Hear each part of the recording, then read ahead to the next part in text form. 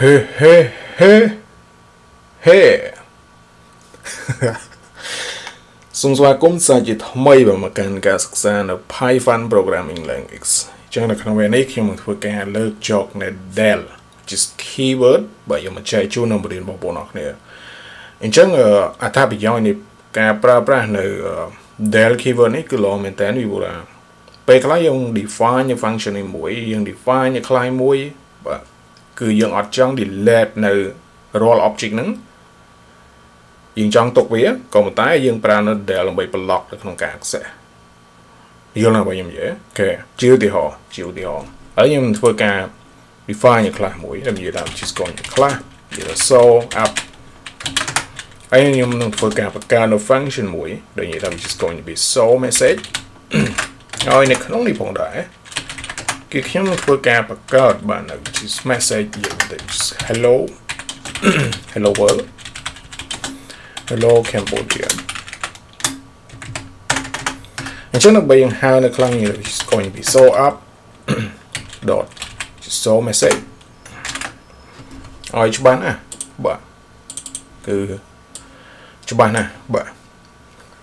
ដោយសារតែយើងមក define អូខេវា work ឲ្យយើងដោយសារតែនេះយើង define មិនអញ្ចឹងយើង define ខ្លះរបស់យើងនេះចុះបើសិនយើងចង់ delete នៅការ define ដែលជាខ្លះនេះតែយើងត្រូវធ្វើយ៉ាងម៉េចតែបងខ្ញុំមិនចង់លុបវាចោលទេឧទាហរណ៍ថាខ្ញុំមិនចង់លុបវាចោលអញ្ចឹងក៏ប៉ុន្តែខ្ញុំចង់ទុកវានៅអញ្ចឹងដែរក៏ប៉ុន្តែខ្ញុំចង់លក្ខណៈមួយ delete នៅការ define ព្រោះថាការយើងទៅសេខ្លះយើងសេ function វាធ្វើការ return មកទៅការ define យើងអាច access គ្រប់កន្លែងក៏មិនអញ្ចឹងអានឹងវាកាលណាយើងចេះតែ access គ្រប់កន្លែងវាจะ load message មក which is message type វាធ្វើការវាមានអារម្មណ៍ថាវាជារឿងមួយដែលរំខានអញ្ចឹងខ្ញុំចង់ delete នៅការ define វាចោលប៉ុន្តែនៅពេលថ្ងៃក្រោយខ្ញុំចង់ access ខ្ញុំ delete នៅការ delete នៅ define ចោលហើយខ្ញុំ access វិញឧទាហរណ៍បន្តិចក៏ប៉ុន្តែវិញចេះនៅពេលដែលយើង delete នៅការ define នៅក្នុង class ចោលគឺយើងមិនអាចហៅនៅ function នេះយកមកប្រើបានទេហើយមួយវិញទៀតវានឹងធ្វើការ return ទៅកាន់ error បាទឧទាហរណ៍ដើម្បី delete នៅការ define នៅក្នុង class នេះបាទយើង scroll ចូលមកខាងក្រោមយើងប្រើនៅ del keyword និយាយថា delឲ្យ pass នៅ which is object ដែលជា class របស់យើង so អានេះបាទធ្វើប៉ុណ្ណឹងឥឡូវនេះវាចេះតម្រងប៉ុណ្ណេះបាទកូដប៉ុណ្ណឹងគឺវាធ្វើការ delete បាទ which is define ដែលជា class របស់យើងនេះហើយនៅក្នុងនេះ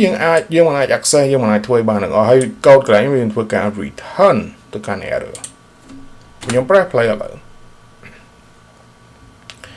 The exception has of course name error which is name show up is not defined but which is name show up អញ្ចឹង show up កន្លែងនេះបាទគឺជា class រៀងមកបង្កើតនេះដែលជា object នេះវានិយាយថា is not defined អូខេដោយសារតែយើងប្រើ keyword block កន្លែងនេះបាទគឺវាធ្វើការ delete បាទដូចជា show up នេះអញ្ចឹងហើយបាននិយាយថា is not defined អូខេត្រឹមត្រូវបាទហើយបើសិនជានៅក្នុង Python ខ្មែរក្រៅនេះគឺខ្ញុំ execute កើតអត់ work ទេលុះត្រាដល់តែខ្ញុំ delete នៅចោលបានវាត្រឡប់មកវិញអូខេអញ្ចឹងឲ្យសារបងប្អូនបានយល់បាទ which is del which is del which is ការដែលយើង delete បាន which is object ឯមួយអញ្ចឹងយើងបន្តទៀត